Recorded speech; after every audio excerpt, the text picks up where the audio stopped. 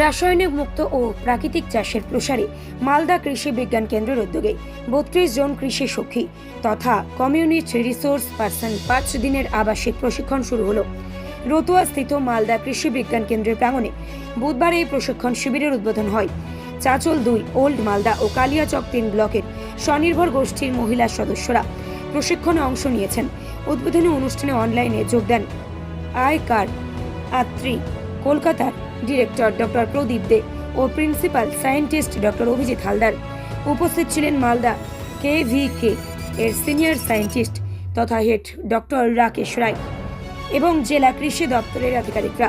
প্রশিক্ষণে বীজামৃত, জীবামৃত, মালচিং ও মাটির আর্দ্রতা সংরক্ষণ সহ প্রাকৃতিক চাষের বিভিন্ন পদ্ধতি হাতে কলমে শেখানো হবে।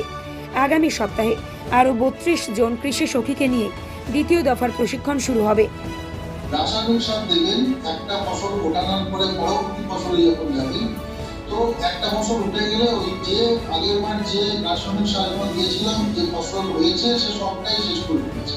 তো পরবর্তী ফসলে যেতে গেলে আমাকে আবার নতুন করে রাসায়নিক সার দিতে হবে। অর্থাৎ রাসায়নিক সার ছাড়া কোনোভাবেই উৎপাদন সম্ভব নয়। যদি কেউ না দেয় তো অর্ধেক উৎপাদন ঠিকঠাক উৎপাদন হবে।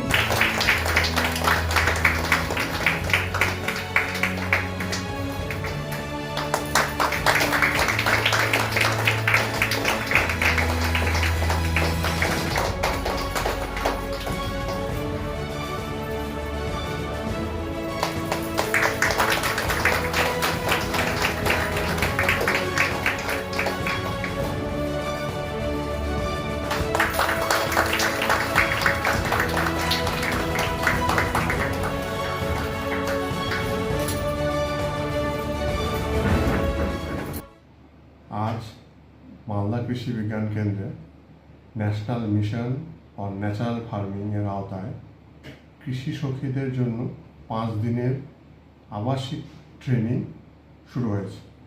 এই ট্রেনিং মূলত প্রাকৃতিক কৃষির উপরে কিভাবে আমাদের আগামী দিনে এই মালদার বিশেষ করে 32টি ক্লাস্টার, যেটা মূলত চাচল 2, ওল্ড মালদা এবং কালিয়াচক 3-তে মূলত হবে। তো তার আওতায় যারা কৃষি সখী নিযুক্ত হয়েছে তাদের আজকে এই 5 দিনের আবাসিক ট্রেনিং শুরু হলো। তাতে মূলত প্রাকৃতিকভাবে এই প্রাকৃতিক কৃষির আওতায় তারা কীভাবে ট্রেনিং কীভাবে আগামীতে কৃষিকাজ করবেন তার হাতে কলমে প্রশিক্ষণ হবে। যেটি মূলত আমরা জানি জীবামৃত তৈরি, বীজামৃত তৈরি এবং নিমাস্ত্র তৈরি বা আরও যেই মালচিং বা ভাপাসা যেটা আমরা বলি সেটার মাধ্যমে কৃষি কাজ যেটা প্রাকৃতিক কৃষির আওতায় এই মালদা কৃষি বিজ্ঞান কেন্দ্রে 5 দিনে